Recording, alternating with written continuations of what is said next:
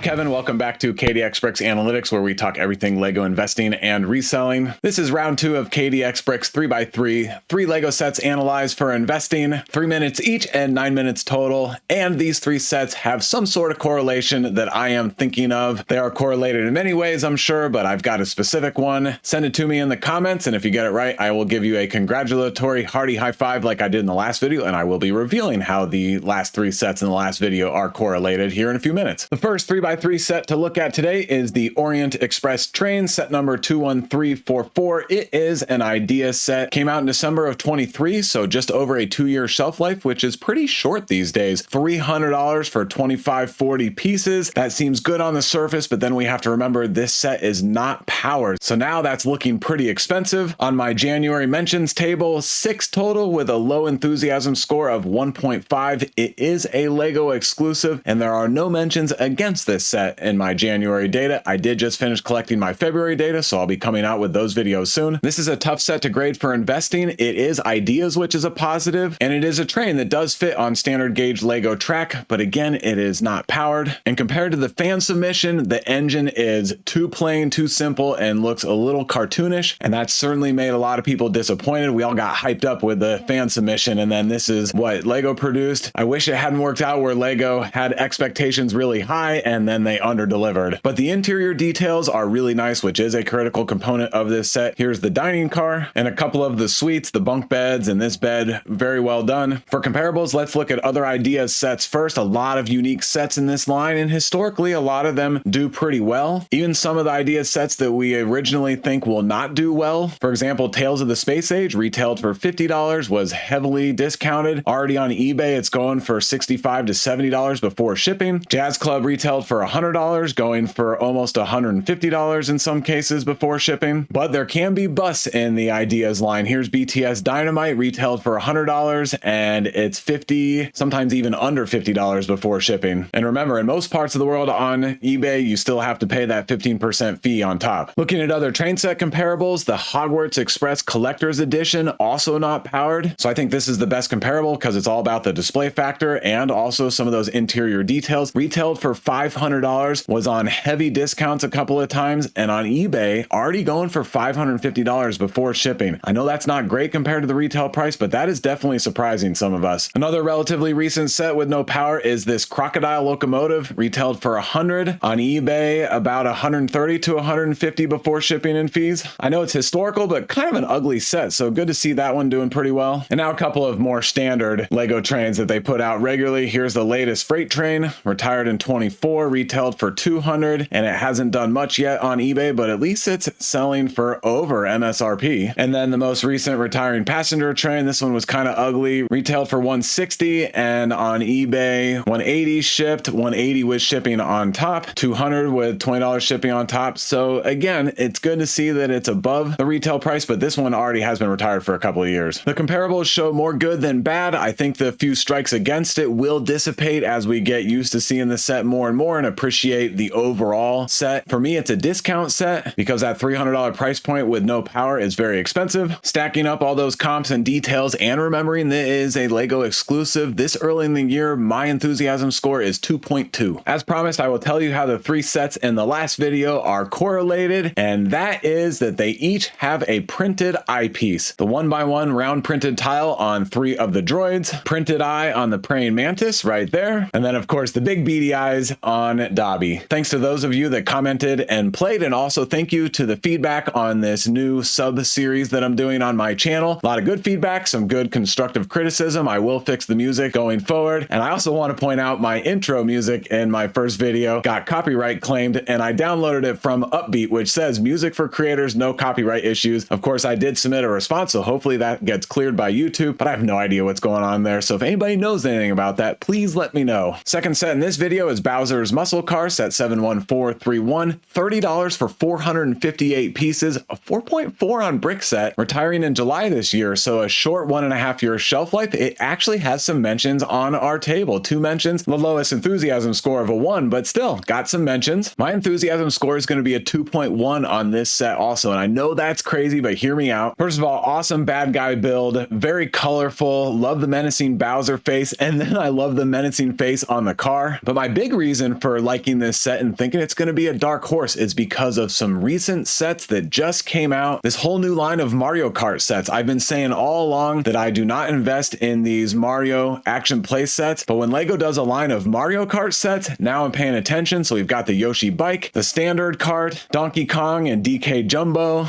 Baby Mario versus Baby Luigi. That's an adorable set, those little faces. Toad's Garage. So not only are we getting karts, but we're getting some structural features to go with them. And then this Baby Peach and Grand Prix set. I think there's a lot of potential with these. I'm not going crazy over them, but they will be discount sets, and Mario Kart is so popular. I think that there will be a desire for these for a long time to come. And even though they have the QR code tiles for the digital Mario figure, they also have some other good non-digital play features, like you can launch out green and red turtle shells. You can throw a banana by launching the red turtle shell to this target. And then one more piece of evidence to justify my 2.1 enthusiasm score is that this previous Bowser's Castle boss battle set that retailed for $100 is actually doing okay. Brick set is showing 110. Again, anybody investing in this set got it on a really steep discount. Most Action Mario sets are below MSRP on Brick set, but this Bowser themed set, just like this Bowser vehicle, is showing above. Oh, and I also wanted to show the sales velocity on Amazon. 2,000 for the Bowser car, 6,000 for Yoshi, cheap set, relatively new, but most of the Mario play sets are not that high in sales velocity. If we go down to Boo's Haunted Mansion, which is a pretty good one, it's only 600. The Bowser Express is only 200. Peach's Castle, 400. This Jungle set, only 300. So there's actually some demand for this awesome car. Now that I've talked through all that, I actually feel pretty good about my 2.1 enthusiasm score. And last set in this video, and remember at the end, tell me my special way that I'm thinking of how all three of these sets are correlated, is this Space Roller Coaster set 31142. It's a creator 3-in-1, only one mention in January, and a low enthusiasm score of 1. $110 is steep, but it does come with some roller coaster track pieces and the roller coaster cars, and it's space themed. Under a 2.5-year shelf life is okay. Looking at the comparables, there are actually a couple of surprises here. This Pirate Roller Coaster, the first of this smaller roller coaster sub-theme, if you will, retired in 2019, retailed for $100. Here on eBay, $160 before shipping, $140 before shipping, $170 before shipping. Another kind of comparable is this Friends Amusement Park roller coaster, retired in 2018, also retailed for $100, and here it is for about $150, some of them with shipping, some of them before shipping. But then we've got the two large Fairgrounds Collection roller coasters that are basically still at retail. This one retired at the end of last year, 400. Brick set is saying 345. I don't think that one's going to grow a lot in value. And then the original large roller coaster retired in 21, retailed for 380, and Brick set is saying 352. I'm sure it's doing a little better on eBay. For the buy-in price, it's not a great return on investment. I do want to show that there is a third installment of the smaller roller coaster series. This one just came out in the middle of 24. Another cool little set. I want to put all three of them together and make one ride with different rooms and themes as you go along, or to put all the track together and do some of my own mocks talking about that. There are some cool ideas out here on Rebrickable. This is a drop ride space themed, and then here's somebody that took the pirate set and added a bunch of pieces and expanded on it. I think there's a lot of good here. And then if you just Google roller coaster mocks, you can see that's pretty popular. They make all kind of creative sets. I like the Gold Rush Western theme set. I don't think this set is going to go crazy. I'm going to give it an enthusiasm score of 1.5. Definitely a discount set. I already found one at 50% off at Walmart when they were doing clearance. At that price, I would definitely pick some more up. And I already mentioned it, but remember, space themed sets sometimes can do pretty well. 3 sets, 3 minutes each, 9 minutes total. Let me know what you think in the comments. Thanks a lot for watching. That's a wrap, and I will see you in the next one.